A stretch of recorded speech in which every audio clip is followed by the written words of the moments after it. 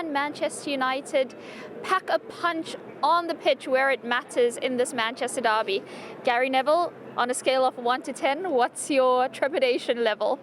I think I've not spoken to a United fan in the last few days that believes that we can come here and win, or even draw. That's the problem at the moment, this moment in time. So look, shock us team, do something that no one's expecting. That's the thing today.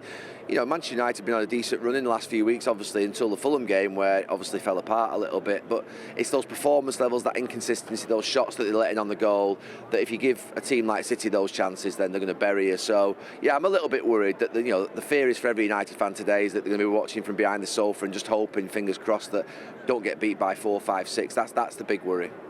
Marcus Rashford was making statements off the pitch this week. Is it imperative that he actually silences critics on it? Yeah, it's the only way you're ever going to silence critics. You can obviously do articles, which obviously people can then sort of try and see more of your character and your personality, and you can defend your position. But the reality of it is, the only real judgment you'll ever have is by being a good player on the pitch for Manchester United and going scoring goals. If he scores 2 goals here today and Manchester United would somehow get a victory or get a point, then that would be a bigger, I think, action than obviously writing the article that he did earlier on in the week, which is obviously something that people will take or leave it. Yeah.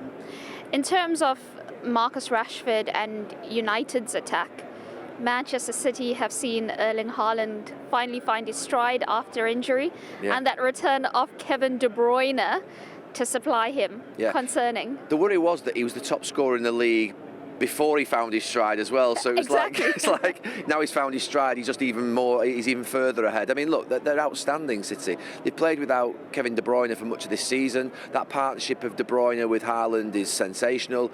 The precision of his passes, De Bruyne, means that Haaland's only going to score more goals towards the end of the season, and it's ominous for the rest. And obviously Foden's in great form, Alvarez, they're all coming sort of knitting together at the right time. It's a big day today though for City. They start a sort of really serious run for themselves. They've not been in the best of form, they've been grinding out results, but now you feel like that sort of, if you like, March period comes where it really gets serious, teams show their mettle. They've got the experience. I think Liverpool have probably got the momentum and their emotion that's with them, and Arsenal probably have got the performance levels at this moment in time. In the last month they've been the best team, I think, over the last 5 games, the top of the form league. So every team at the top's got something going for them, but City play some big matches. I think they play 5 out of the top 6 in the next few weeks. So look, this is where it really matters now, but they've always turned up before, and Haaland is he's an animal. He's the best that you could possibly wish to see in this league at this moment in time. We've got a world-class player.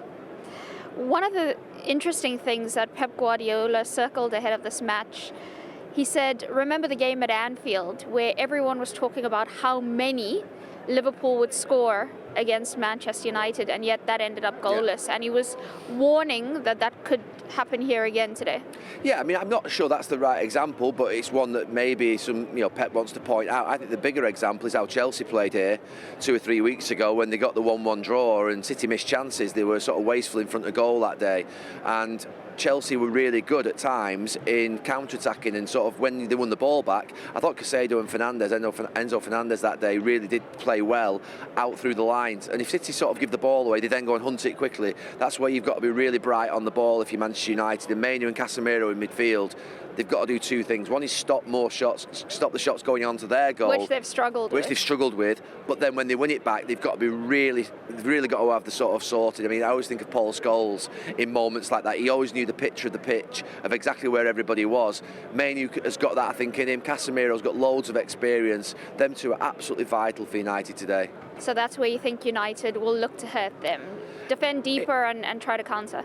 It's the only way, I think, in my mind, Manchester United can win this game is by counter-attacking well, because even if they don't score from the counter-attack, they might get a set piece at the other end of the pitch, or something might happen. So they have to counter-attack well. You cannot come here, you're going to get driven back for 70-75% of the match into your own defensive third, and it's how you then break out of that with quality that matters. And that means that you've got to keep your legs and your energy somehow, because City wear you down and they fatigue you, and then you've got to make sure you're sharp. You've got to have runners forward, and then the 2 midfield players that usually pick up the ball in a counter-attack, they've got to be really good on the half turn and make sure that they sort of wriggle out of those presses that City will put on them. It's never changed against Pep Guardiola's team. They've always put you under immense pressure, and I think that's why most teams fold here. They don't lose. I mean, I think Manchester United won more games here than anybody else in Pep Guardiola's time, so they do know how to do it. It's whether they're in the form today and they've got that belief to be able to do it.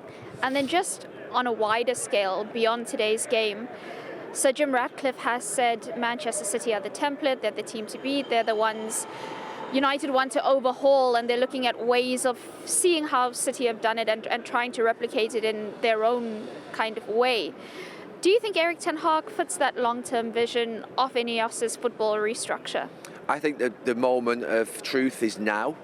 I just mentioned there on air that in Ollie's and David Moyes' last period at the club, they had games against Manchester City and Liverpool in very quick succession. And Erik ten Hag's got a game against Manchester City today, and then he's got 2 against Liverpool in the next month.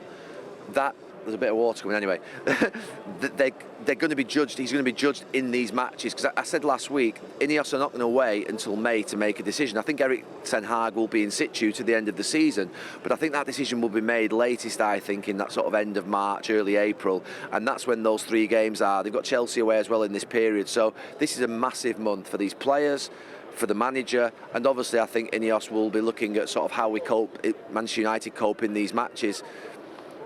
I'm worried. I am worried because I think the performance levels, I said a few weeks ago, everyone's been saying the results okay, that they count for something, of course they do, but the performance levels have got to be better, because you can't just keep relying upon poor performances and winning and getting over the line through it being a struggle and winning in moments. You need to put together a coordinated sort of what would be consistency level that looks like you're a team. What is this team? What is this Manchester United team? Everyone's asking that question. Now is the time to show it. Thank you so much, Gary.